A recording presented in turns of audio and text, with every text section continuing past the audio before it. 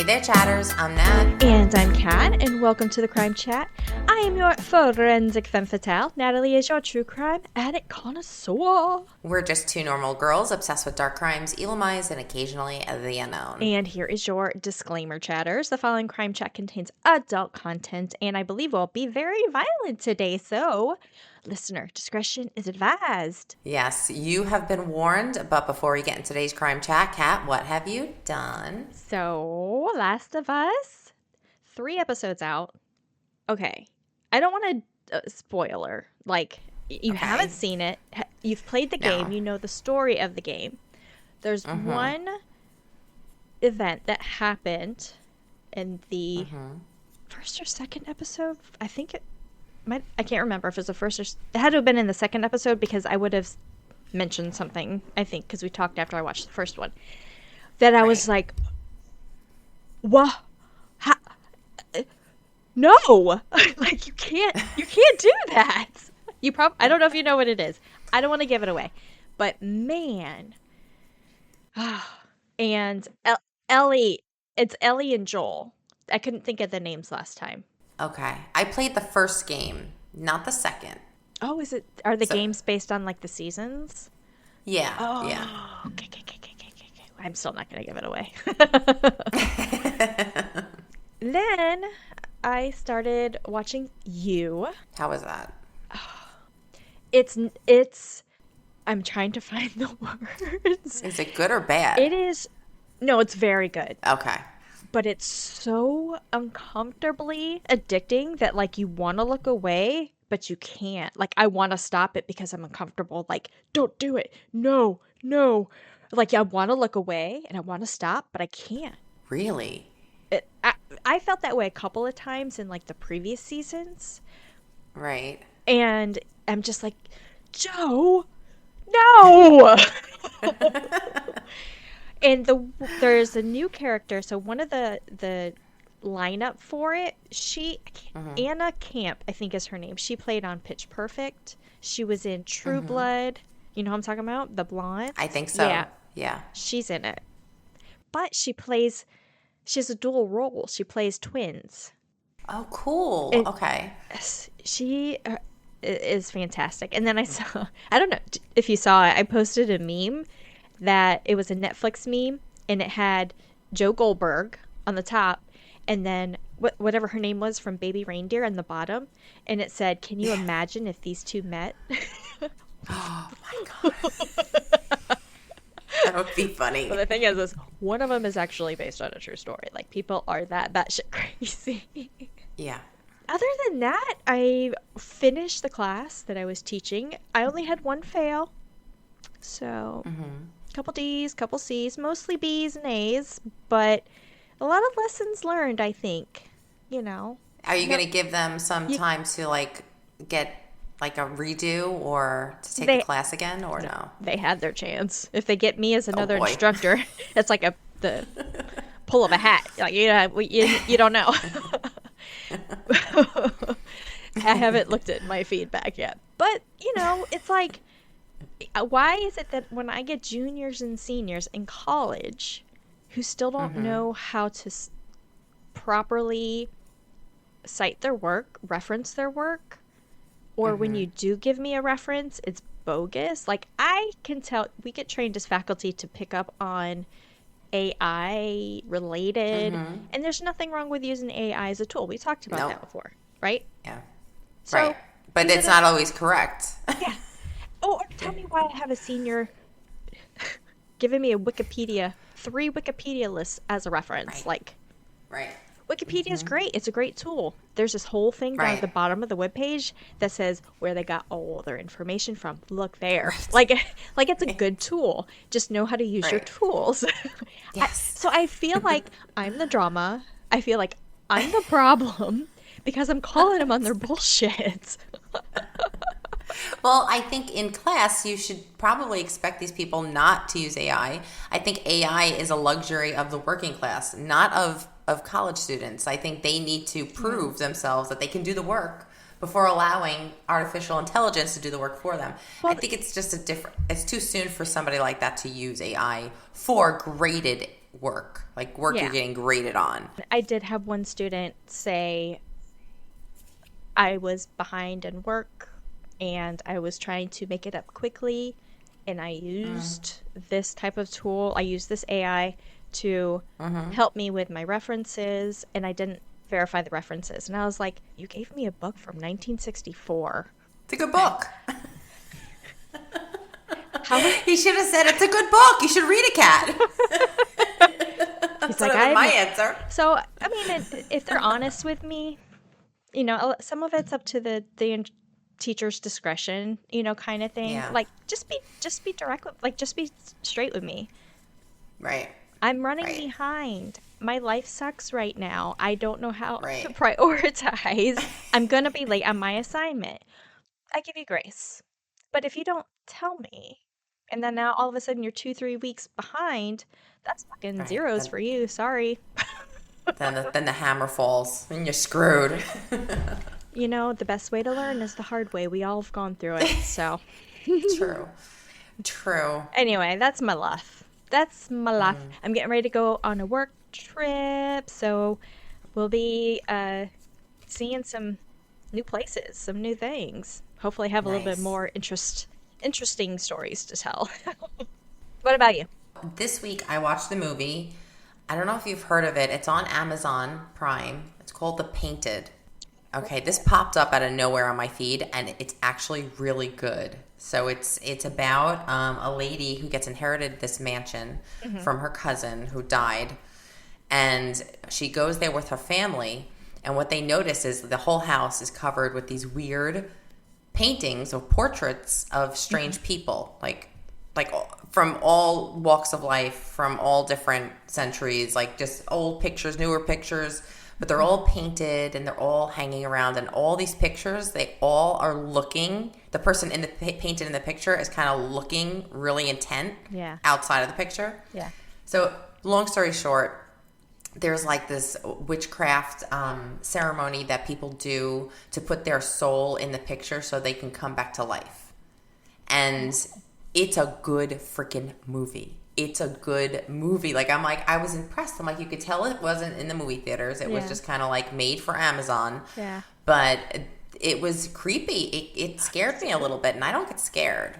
So, of course, you tell me something I don't hear of. I want to look it up, right? The very first thing that pulls up. Unfortunately, the movie was pretty bad. The acting was awful. Some scenes were difficult to watch because they didn't make sense, and there were random scenes dropped in. At least I felt like it last minute. Ironic, I'm usually the one giving the bad review, but honestly, You liked the it. only bad actor in this, the only bad actor in this movie was the father. That's it. But other than that, I thought the premise was different. It wasn't this regurgitated storyline that's always happening. I thought it was good. I thought it was like it's not, like I said, it wasn't made for the movies. It's not a B movie, but it's a made for Amazon movie. And I thought it was pretty interesting. But other than that, that's basically what I've been doing. How's your farm? Oh, have you tended to your farm? Seen my farm. No, I haven't. I have no idea. Do they do, so does it, if you don't, like, get in regularly, does it, like, do your crops go bad and everything? No. Oh, okay, good. The game is saved, so we're good. I'm so that, my wife won't think that I just got in the car and left her the kid. So. Come home everything's and good. all your shit's out in the front yard on fire. So for your intro today, you said to do something on the bystander effect, but kind of focus it around small groups. Mm-hmm. And we've talked about the bystander effect before. I really couldn't find a whole lot necessarily that had to do with small groups, but studies that did mention small groups. I'm kind of gonna summarize some of that.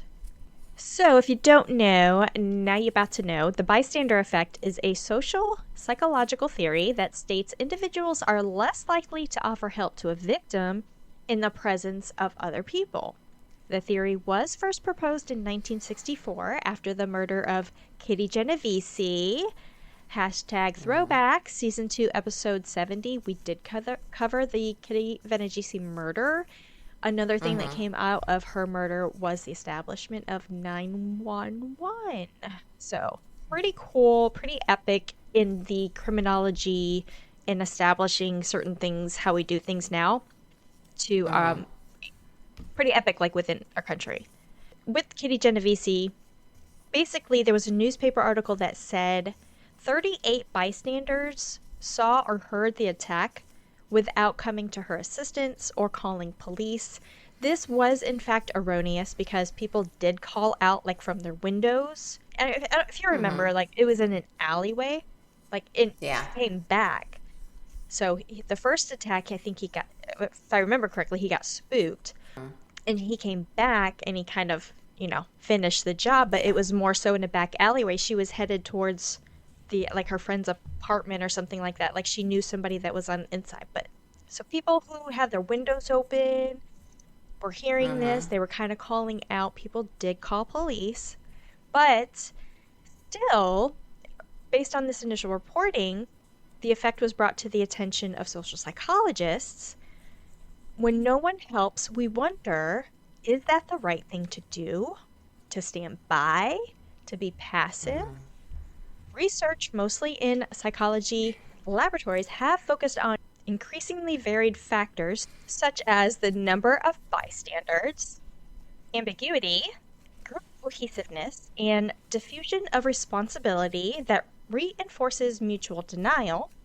The theory suggests that people freeze, become apathetic, avoid a plea for help, or ignore an emergency in the presence of other onlookers or bystanders. But when one person helps, we think, we're there, we're ready, we join in, we're going to help others, we're going to make a difference. If a single individual is asked to complete a task alone, the sense of responsibility tends to be stronger, and therefore they respond positively.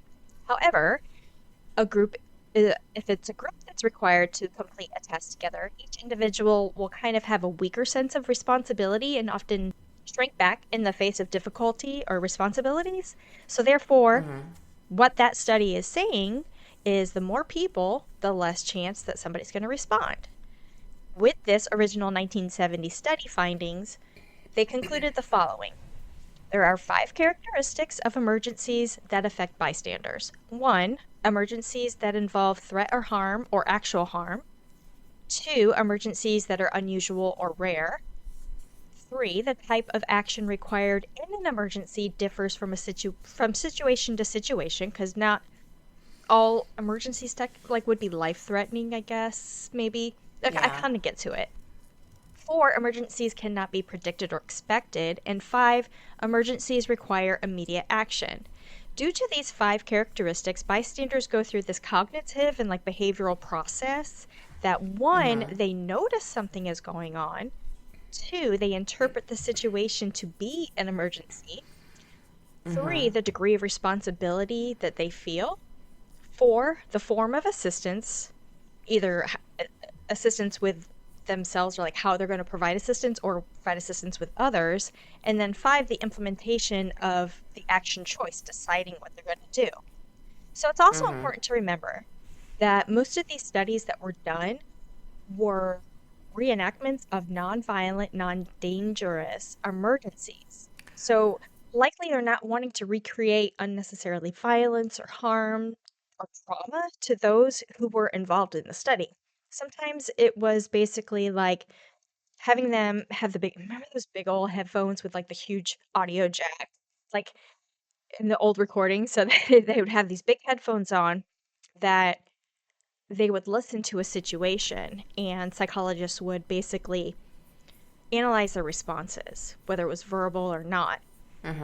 So in addition to these experimenters, they also sometimes in those situations instructed the participants not to say anything, leading to a considerable amount of uncertainty for that participant. If I'm listening to somebody being raped or being attacked, you feel that sense of urgency, right? Yeah. You want to help them. But if they're told you can't say anything, like, how do I respond? So this, however, discovered that when there is a passive bystander, basically what this part of the study was regurgitating was when there's a passive bystander, the bystander effect does occur. So even so, the degree of responsibility of a bystander was also dependent on three things. One, whether or not they felt the person is deserving of the help, which, I mean, goes back to 60s, 70s social class kind of thing. Number two, the competence of the bystander. Is he a 7 foot, 300-pound man? Am I going to take him on? I'm probably not going to make that much difference. Go for the balls. And then three, the relationship between the bystander and the victim. So bystanders will usually consider their own safety before they intervene. And this study shows that bystanders look to one another before responding and are even less likely to respond if the situation isn't serious. Like, sometimes you look around and be like, did you see that? Like, did you see that? Like, you kind of give people, even strangers, like, you give people the eye, like, should we do something? Yeah. A follow-up 1983 study found that the cohesiveness among the group also mattered when it comes to intervening in a response to what's called a social responsibility norm. The norm of social responsibility is described as people should help each other who are in need of help and who are dependent on that help from them.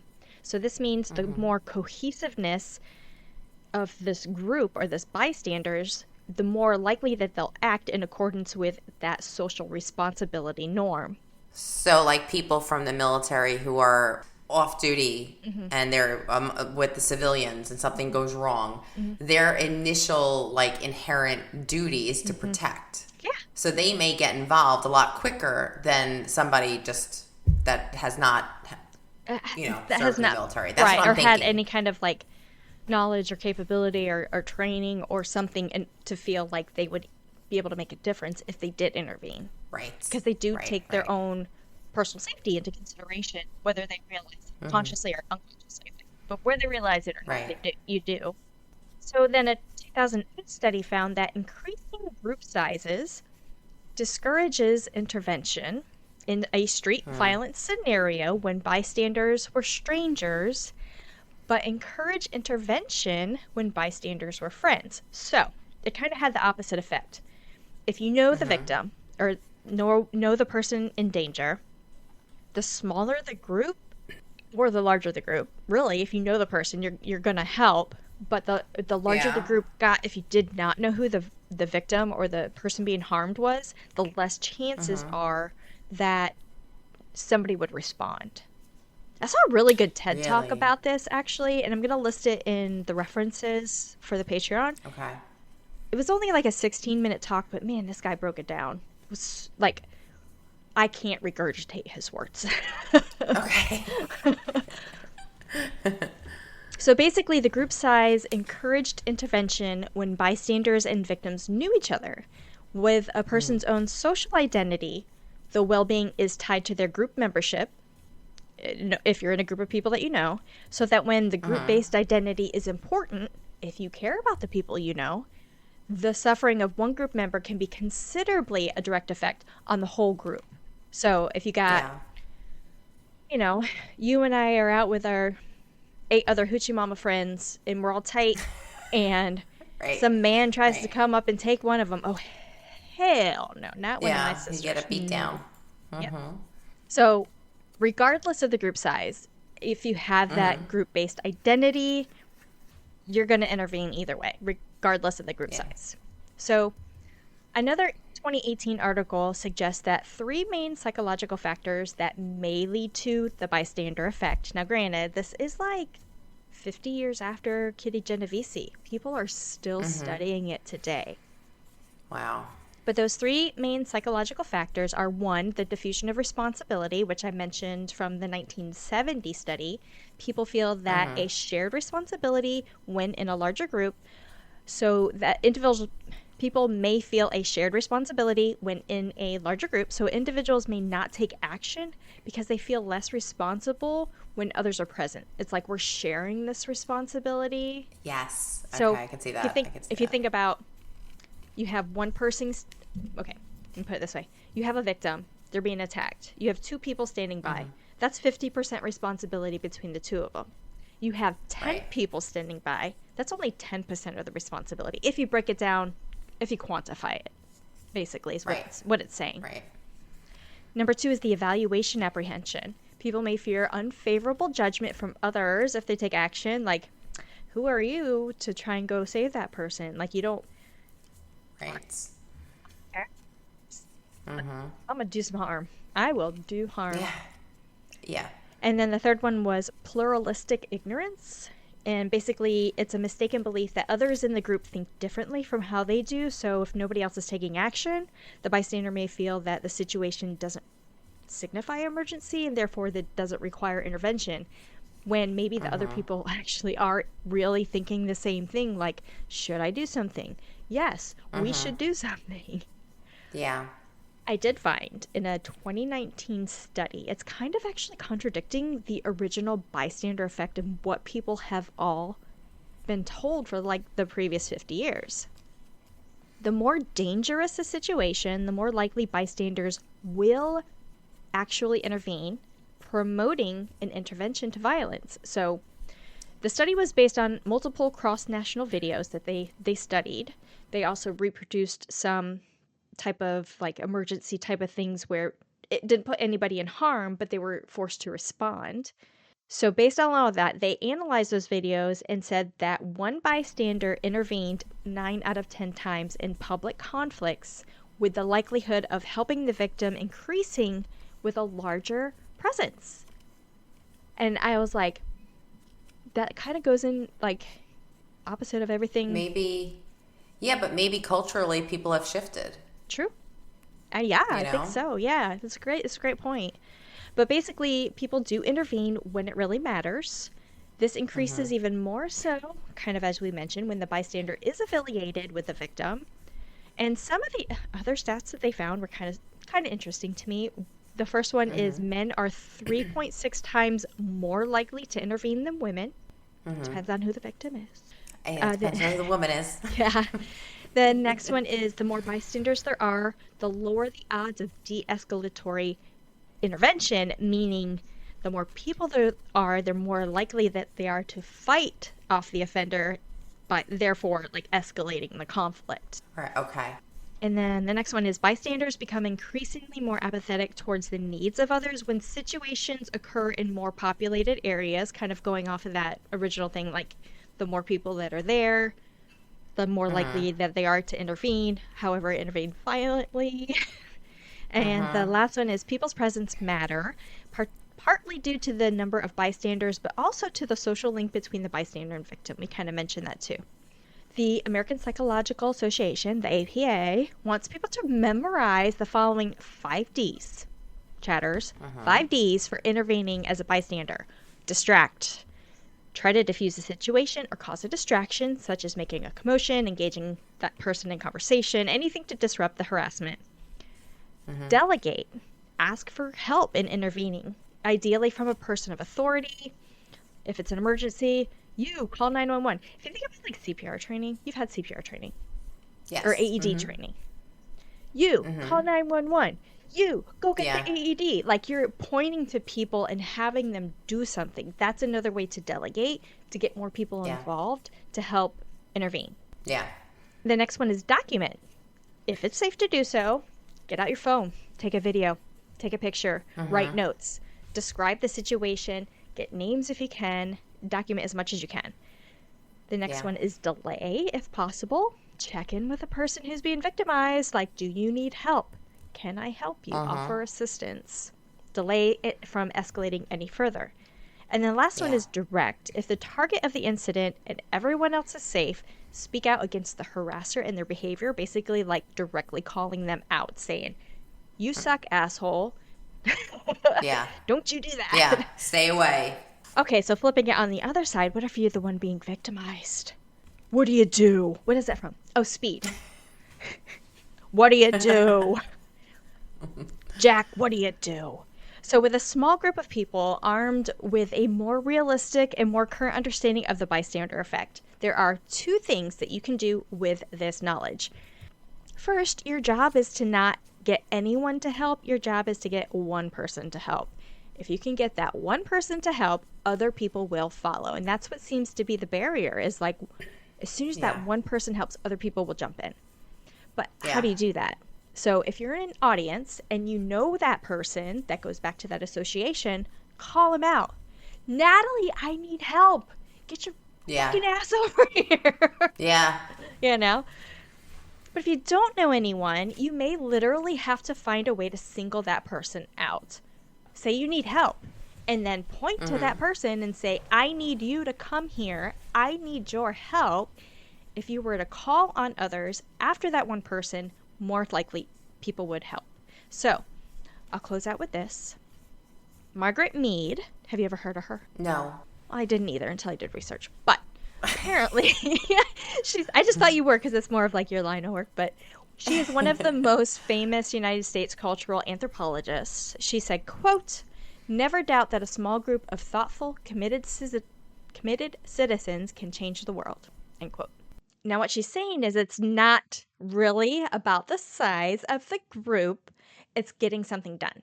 So it's right. It's about that small group becoming a catalyst for other people to follow, and therefore a movement is formed. Yeah. And with a small group of people, one acts, the other follows. So, I hope that helps. Wasn't exactly what you were looking for, but I had a hard time really finding, like, pinpointing small groups. While it was mentioned in numerous studies that I did talk about, it seems like the latest is the larger the group, the more likely they are to intervene, which is kind of like the opposite of what people were told for 50 years. Like, what people were told was the larger the group, the less likely, because it shares that diffusion of responsibility. But maybe that's not the case. If you're in a large group, and part of this, there was also a rape that apparently several people witnessed. She was getting gang raped, and I can't remember the state that it was in. She was a minor, so her name was like never mentioned. But maybe it was a Steubenville. Was there bystanders on Steubenville? Okay, maybe it was Steubenville, because I remember the victim wasn't mentioned there either. But I mean, especially if it's your peer. Now, like, you know that person. You see that they're drunk. You see that they're unconscious. You see that they're not able to consent. Fucking intervene, okay? Yeah. It's not like she can actually point to you and say, you, help me. I need help. Right. Because she's passed out. Anyway, so I was just like, man. Because Kitty was crying out for help, too, when we covered that story. Like, she was screaming for help. Originally, like I said, it seemed like nobody was helping her, but people did. People did call. They called 911. I know I would. I guess I get super suspicious. Things in my neighborhood that just, don't look right. They look a little off. I'm going to look at it and be like, who are you and why are you here? Anyway. Look, overreaction is better than not reacting, as far as I'm concerned. Yeah, don't fuck with me. So, yes, that intro was amazing. Thank you for that, because it does hint on a person that we're going to talk about, not the main character, but a bystander or another person. It's going to touch on one of the people involved tonight. So today's crime chat is about Christa Gale Pike. You ever heard of her? Familiar. I do like Christa, though. I called this episode "The Devil Made Her Do It" because the devil is mentioned a bunch of times in the story. So let's get into it. Okay. Well, her name is Christina. Her name is Christina Gale Pike, and she was born on March 10th, 1976, in Beckley, West Virginia, to Carissa Hansen. Her mom was 17 years old when she had her. And then Glenn Pike. Carissa Hansen worked sporadically as a licensed practical nurse, but she also was battling addiction throughout most of Christa's early years. She reportedly used drugs including marijuana and cocaine while pregnant. Oh, no. Yeah. Her father, Glenn Pike, was mostly absent, and the couple eventually split while Christa was a baby. Now, Christa's maternal grandmother helped raise her early on, and I cannot for the life of me find this lady's name. It's hidden from public. Like, it just is wiped clean. Cannot find it. So, we're going to move on. Good for you. Way to stay out of the public eye. She was also reportedly an alcoholic who was verbally abusive towards Christa. It is also believed that her grandmother's friends essayed her during this time. Her grandfather worked at a slaughterhouse, and Christa frequently went to work with him, so she was around blood and horror at a young age. Yeah. So that's healthy, right? Right? I mean, if it's for work, it doesn't matter. Yeah. I know. Well, putting a kid around there, I don't know. I'm kidding. Depends on what you're doing for work. I don't know.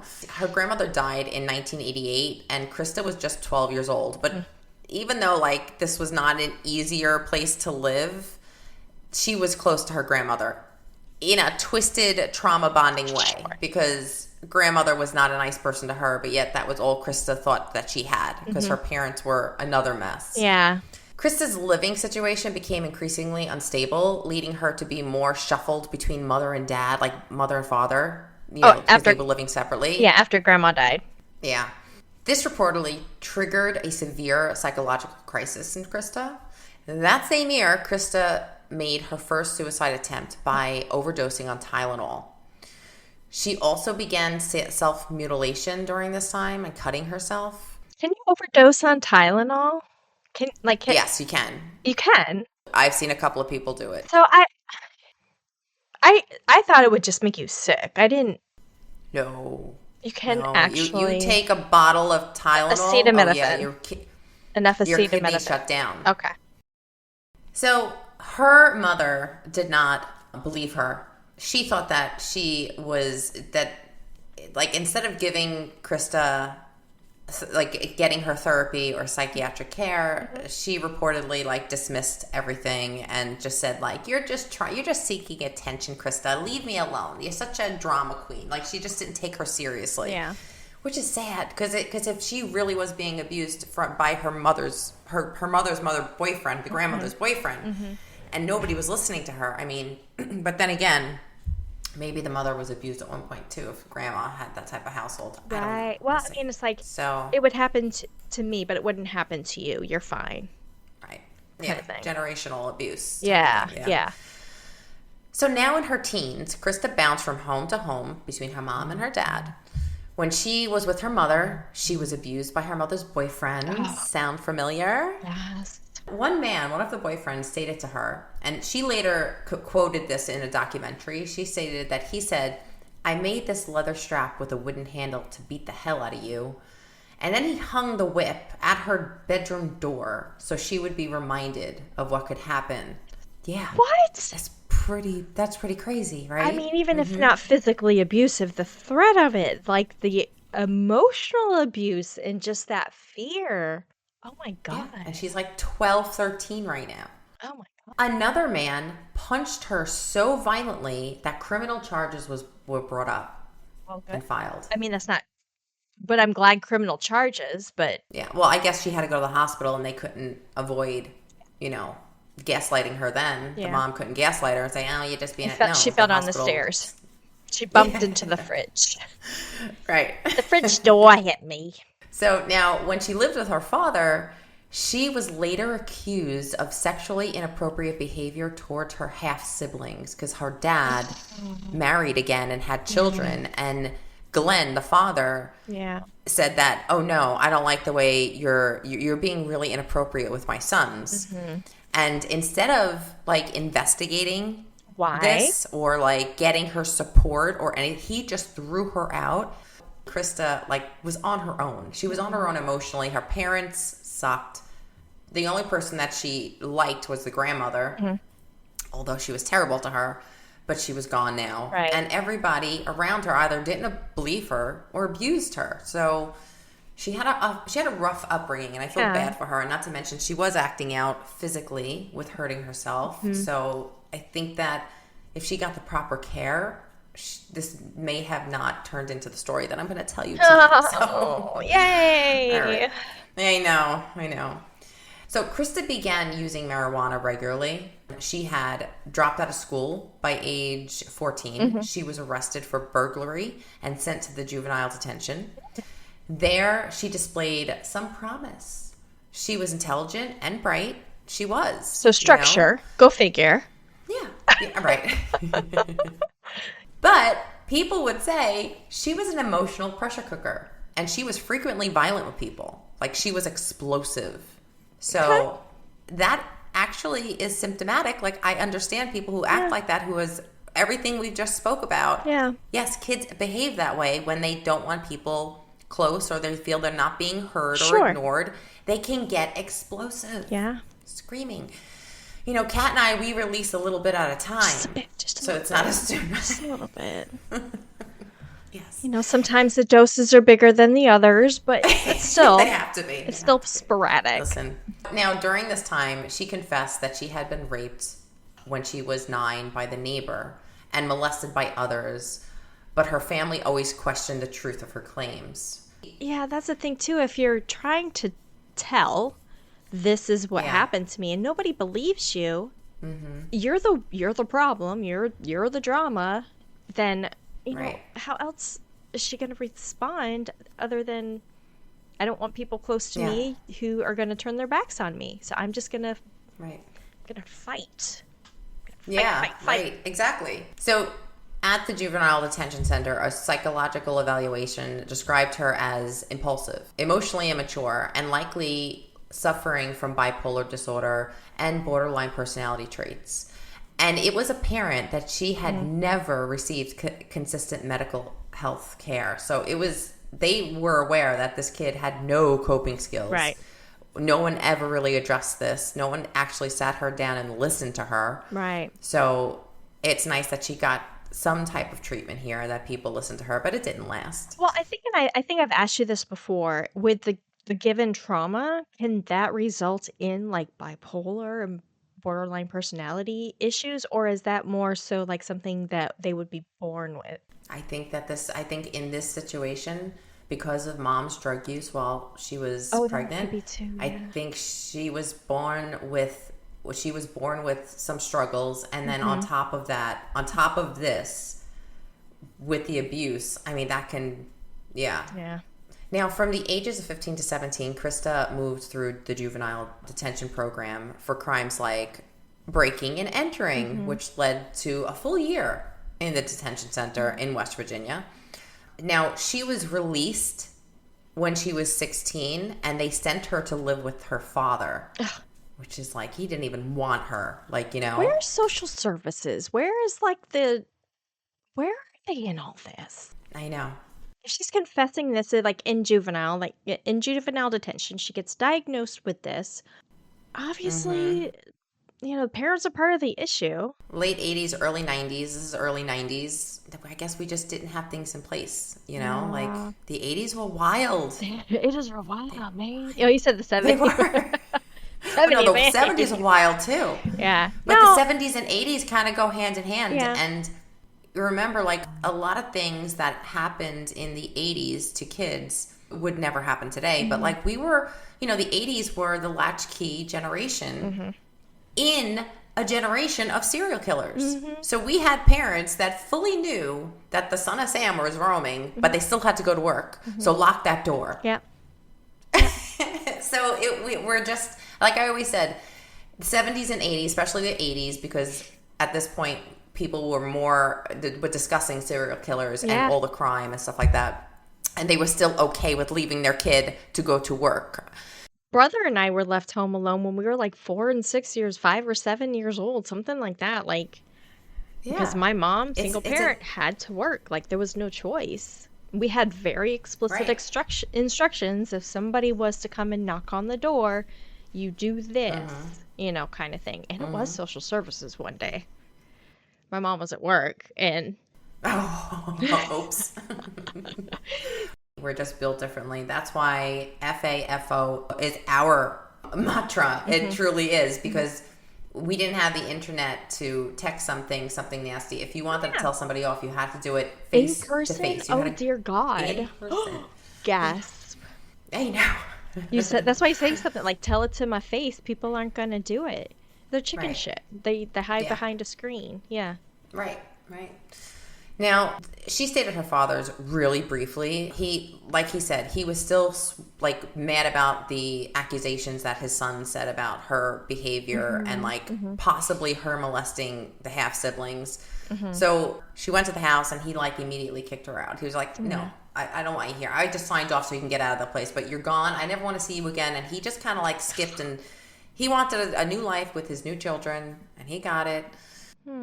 Unfortunately, there are no formal charges recorded. Now, I'm not saying like he said, like, I'm not going to, in his head, not file charges against my daughter. But if you think your kid is doing something like that to your other two kids, like, get her help. Yeah. Filing charges is one step to getting somebody help and also taking responsibility for what they did damaging to other children. Like, I don't know. Yeah. I don't know. But either way, he cut ties with her. And Christa denied this. Like, she always denied the claims that she touched her two brothers. Sure. But the incident left her homeless yet again.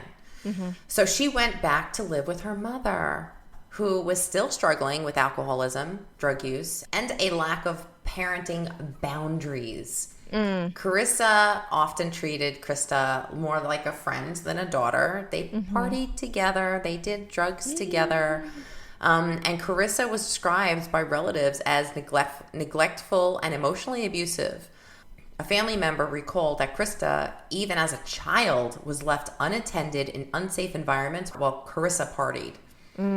Now, by the age of 16, Christa was smoking marijuana daily, hanging out with older men, sometimes in relationships with these older men. Yeah. By 17, her marijuana use became habitual, and some reports suggest that also experimented with other drugs like cocaine and, other. Yeah. I mean, that was kind of that time, too. Friends at the time described her as manipulative, erratic, and darkly fascinated by violence. She would frequently lie about being raped and abused, though.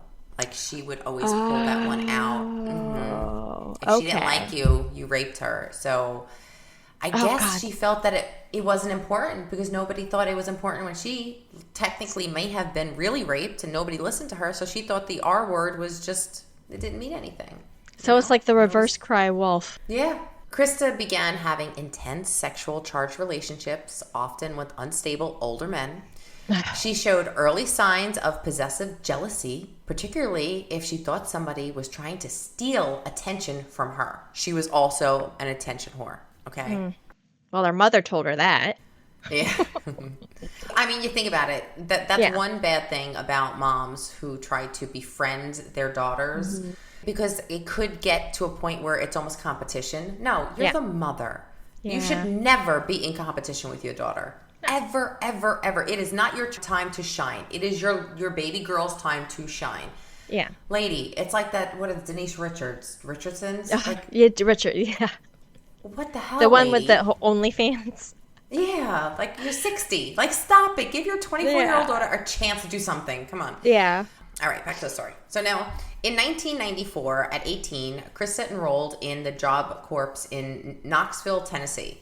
Okay. The Job Corps is a federally funded vocational program aimed to help low-income youth gain career skills. The program is also supposed to be a second chance, a place for troubled youth to learn vocational skills, kids that have been in juvenile detention and stuff. Yep. She was excited. She entered into the nursing assistant program, trying to follow in her mother's footsteps. But instead of finding stability, she found Daryl Shipp. Shipp had also dropped out of school and was known to use drugs. So he, too, was sent there to get back on the right track. So they're both troubled teens. And he was also a year younger than her. So she's 18, he's 17. Okay. They also befriended another girl, Shandala Peterson, and she was 19.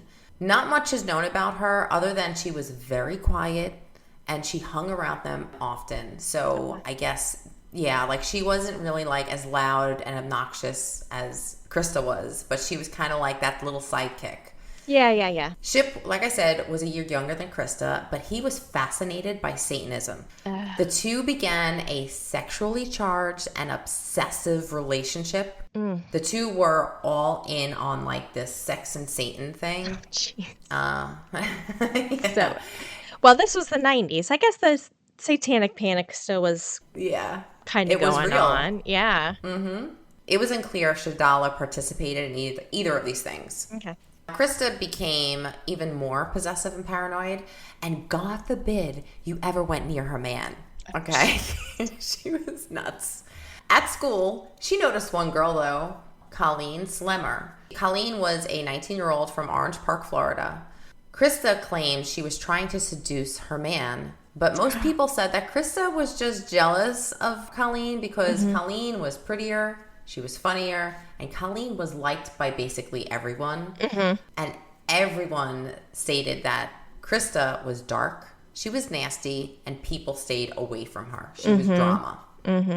Colleen grew up in a stable working-class household with her mother and stepfather and younger sister. Colleen was known for being kind, optimistic in nature, and had a deep interest in computers. Oh. She aspired to build a career in technology, a field that she was passionate about.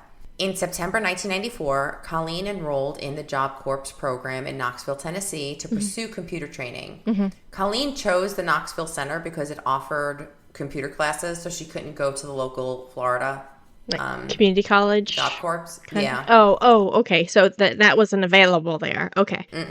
No. And also, like, she is coming from a low-income family, so she wasn't going there as a second chance student. She was just going there because that she can afford to go there. Right. After Christa noticed her, Christa also had to run back home to visit her mom, and this is just like a quick little, like, nugget. We don't know if it's true or not, but during her visit, she left Ship at school. And Colleen also stayed at the school. Now, Ship later stated that he hooked up with Colleen, but never confessed this to Christa. But Christa states that she knew something happened. It was all made up in her head. Yeah. Friends of Colleen denied this. They're like, no. Like, he is not Colleen's type. Like, Colleen wouldn't do that, you know. And also, everybody was fully aware that Christa was batshit crazy about that whole situation. So I can't picture, like, nobody can picture this really happening. Right. But I just figured I think it's a worthwhile mention. And it's also like another, like, excuse of Christa giving reason why she needs to kind of, like, go after Colleen. Yeah, justifying herself. Yeah. Colleen became the target of some insane jealousy of Christa. Despite Colleen's attempts to avoid conflict while she was at school, including requesting a transfer due to Christa's hostility, her concerns were not adequately addressed by the program's administration. They were just like brushing it off again. Like, oh, you girls are great. You girls got to get along. You can't fight over a guy. You know, that whole thing. Yep. Like, nobody listened to her. Nobody gave her the transfer. In early January 1995, Christa told another student she was going to kill Colleen because she just felt mean that day. I'm feeling like a bitch today. I feel like I'm going to kill Christa. Oh my gosh. And you know how people... But you know what? It's like, how many times when you're mad, you say like something like that? Like, I could kill them. Or so maybe the friends thought of it like that. Like, they really weren't thinking it like she was going to actually do something. But just like a turn of phrase, you know? Right. Ship told another student, one of his friends, and I quote, "I need to make a human sacrifice because the celestial bodies are in alignment." Remember, he is deep on the Satanism thing. He's watching this, okay? I need a body. I need a sacrifice. I need a body. At 8 p.m. on January 12th, 1995, Christa, Ship, and their friend Chandala asked Colleen to meet up and make peace. They extended an olive branch. They're like, we want to make peace. They asked Colleen, hey, come meet with us at an abandoned boiler room on the University of Tennessee campus, kind of like to the side that's like abandoned, because they have a stash of weed that they hide there. Now, Colleen is 19. You know, they're saying, let's party. And she's like, all right, you're sending an olive branch. Colleen doesn't want drama. She's like, all right. And she might even think there would be different reaction. Like, if she were to decline, maybe that would elevate the situation. So she's like, okay, I'll go. Yeah. Yeah. The 4 students signed out of their dorms and left together. They led Colleen to the isolated area in the park. Once there, Christa turned around and confronted Colleen, accusing her of wanting to steal Ship. Colleen denied this. Christa and Ship were armed. One had a box cutter, and the other one had a meat cleaver.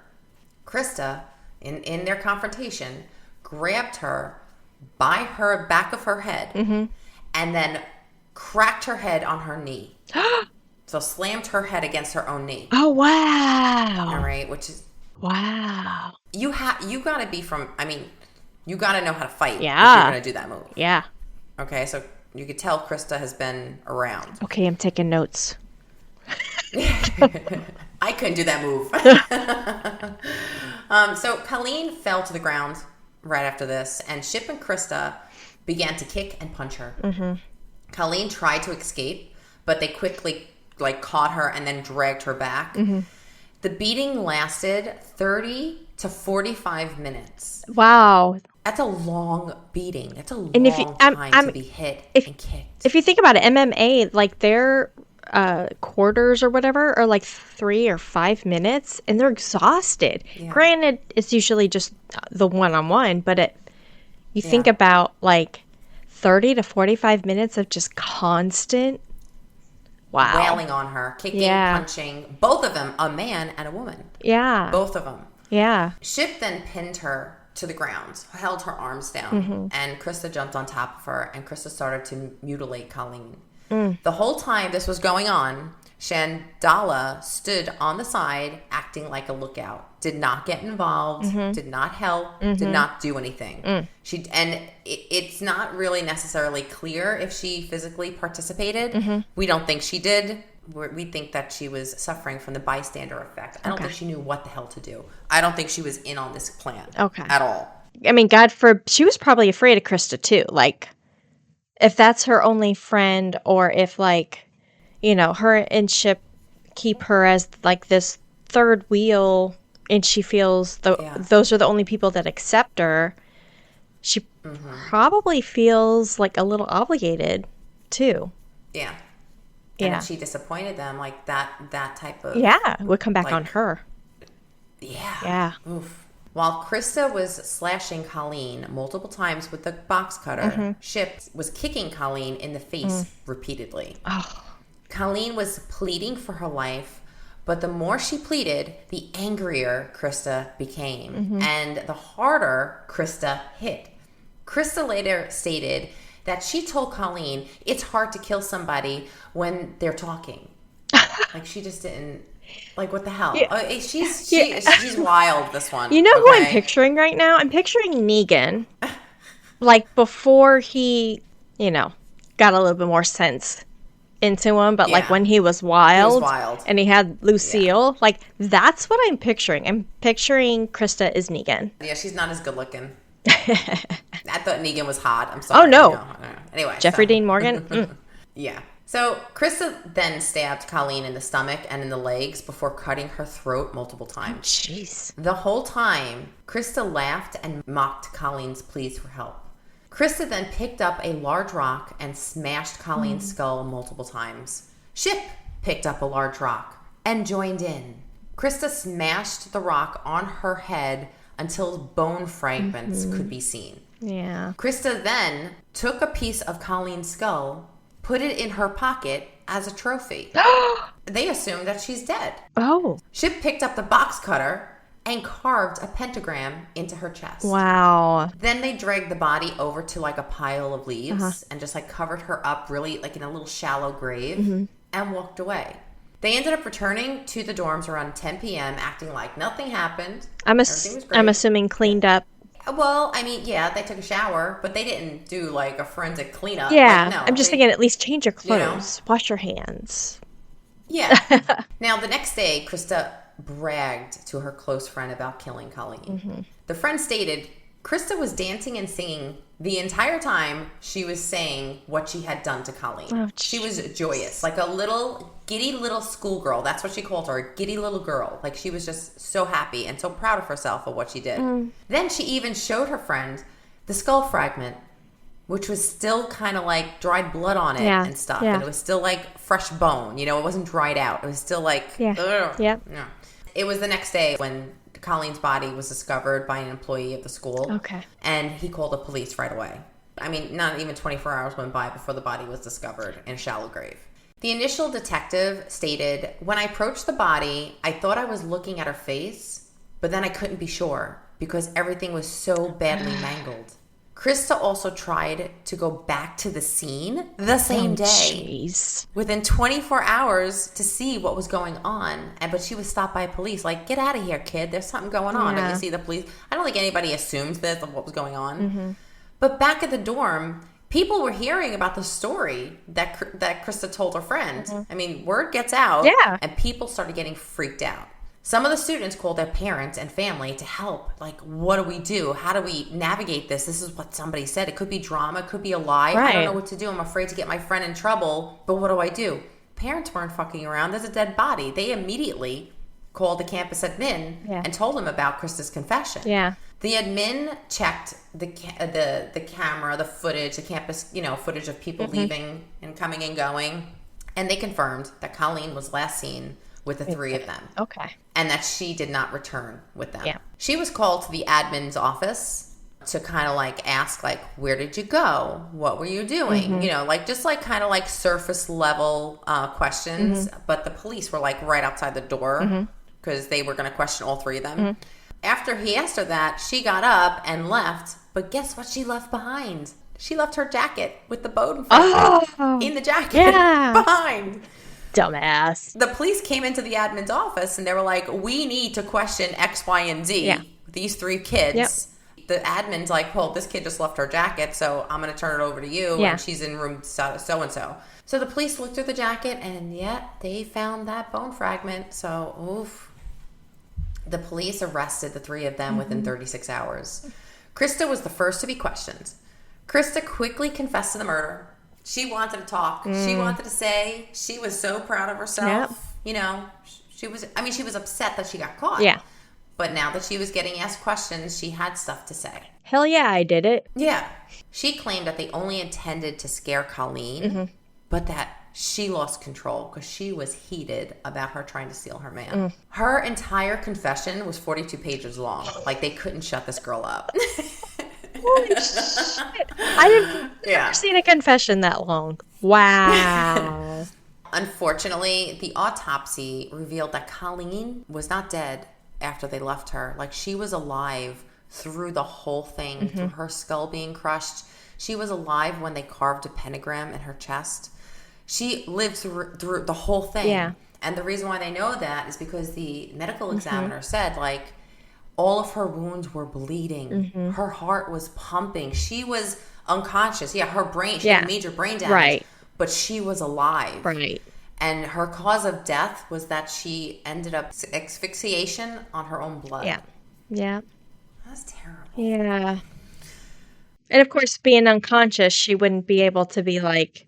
She couldn't move. She just sat there and just a horrible, horrible death. Now, the trial took place on March 22nd, 1996. The prosecution initial statement to the jurors was, "This is an act so vile, so despicable, as bad or worse as anything you've ever seen in a movie, read in a novel, or dreamt in your worst nightmare." During the trial, Christa cried like a baby. Like, this was her show.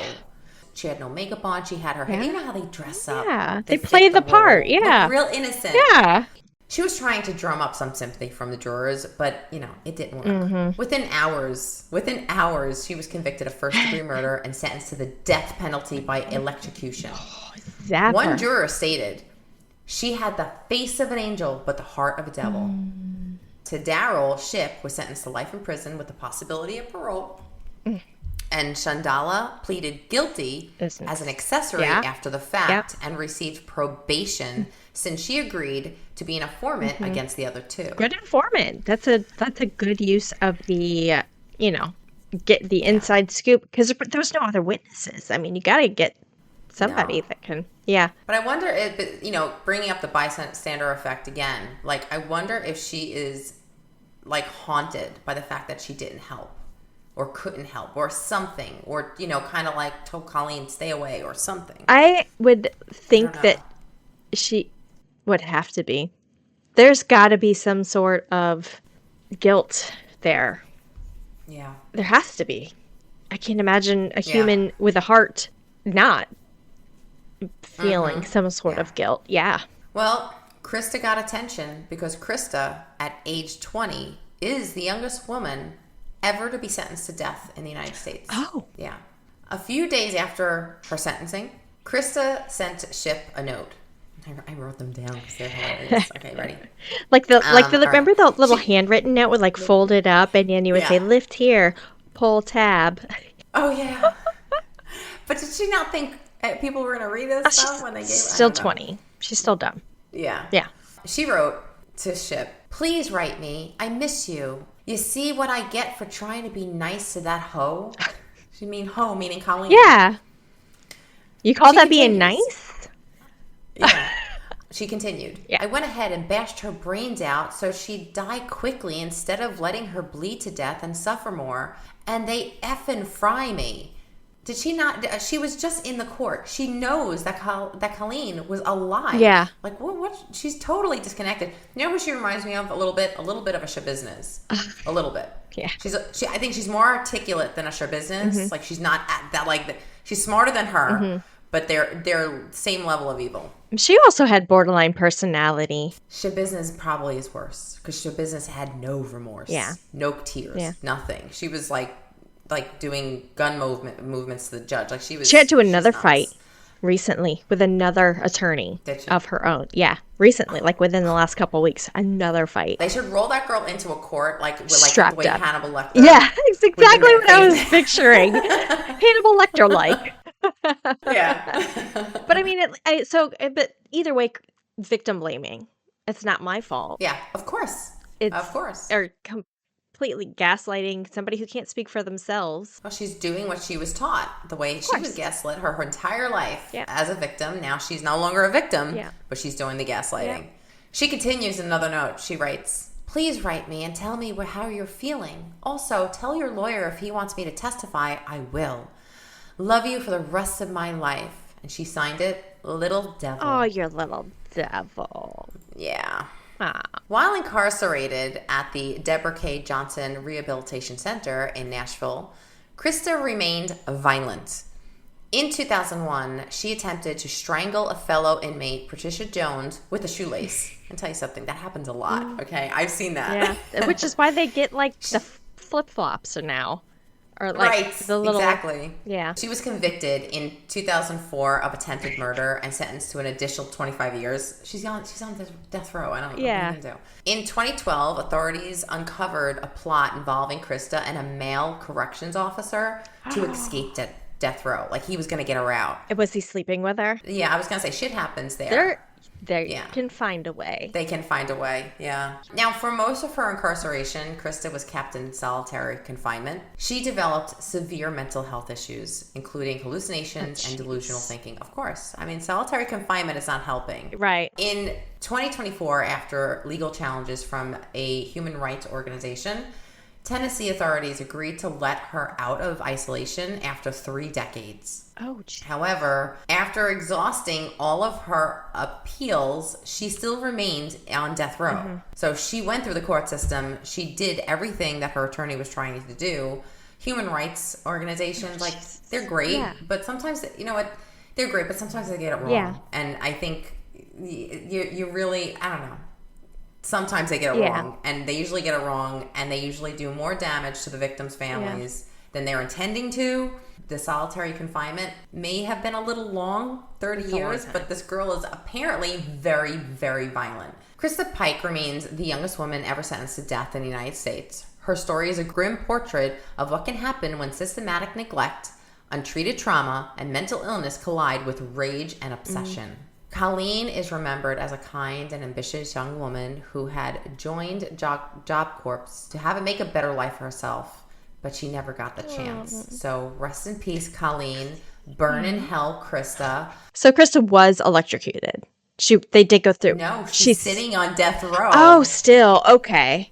That's why I was like, wait a minute. So there's a documentary that I didn't list here. I forgot. But if you Google it, there's interviews and stuff like that. But yeah, she exhausted every appellate court to try to get her off death row. They're not budging. She's gonna ride the lightning soon. I don't have a date of execution, but I will follow up on it. Well, the last state or United States executions, I think the next 5 were all either in Ohio or Utah or something like that. Tennessee wasn't, so it's not in the next year. From one of the previous episodes, at least not scheduled. It doesn't mean that they can't schedule it, Yeah. Hey Alexa, when is the next execution in Tennessee? I don't know that one. She didn't know. Alexa is so gonna call the cops on you. She is on to you. She's like, this. Why is she asking me all these crazy questions? I'm pretty sure I'm flagged at Amazon. I'm just saying. That is my story about the youngest woman on death row. Yes, but no. I hate the fact that it gets to that point where you can't blame her, but you can, because there's that individual responsibility. Regardless of whatever mental health situation you're going through, there's help.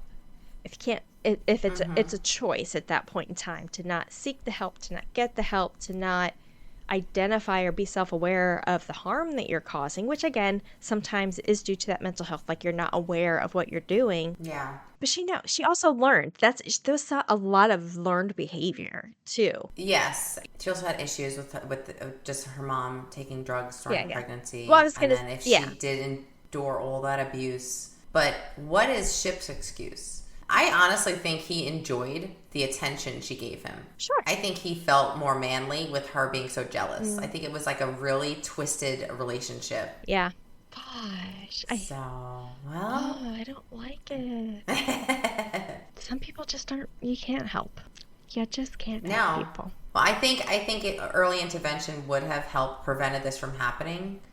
I think if she got the treatment that she needed early on, then she would have developed some skills on how to cope with anger issues. Yeah. Well, the odds were kind of stacked against her. And so she's like, if I can't count on the odds, I'm going to make the odds for myself. It's a self-preservation kind of at that point. Just not in the healthiest way. Well, thank you. Yeah. Oh, you're welcome. You're welcome. Thank you, question mark, question mark, question mark. Well, because I don't leave you hanging, for more information on this case, please check out After That Crime Chat, only available on Patreon. Don't forget to follow us, Crime Chat with Nat and Kat on Facebook, Instagram, YouTube, TikTok, X, and Rumble to see what we got going on. Remember Crime Chat with Nat and Kat, when you become a VIP chatter to our Patreon, you'll have access to bonus episodes, behind the scenes, bloopers, and free merch, and check out some merch in the works. And be sure to check out our next episode. I'm going to do another crime and cosmetics. Who are you doing it on? Andrew Lester. Is that the Maybelline guy? No, who's Andrew Lester? Maybelline. Is that? Am I thinking? No, who am I thinking of? Why does that name sound familiar? Why am I thinking Maybelline? Hold on, because actually you were the one that said, "Oh, you should do Andrew Lester." Okay, but now I just gotta American Rape. I don't want to get ahead of your story or add information on your story, but Max Factor Cosmetics. Okay, he was part of the. Yes, he was the heir to Max Factor. I do not know this whole story, but I'm not going to say a word. I'm gonna listen to your telling of it. You don't know it? I know it. Of it, yeah. Because in New York, he was very popular. So it was it was normal to see somebody like him walking around. But so when it happened, there were just a lot of people that were just very shocked. And like where at one point, this was back, I don't want to get into it, but I'll tell you when you tell your story, I'll tell you my little personal crime chat link. Oh yeah. I can't wait. So that's our next episode. You don't want to miss it. Now, we'll see you next time. Bye.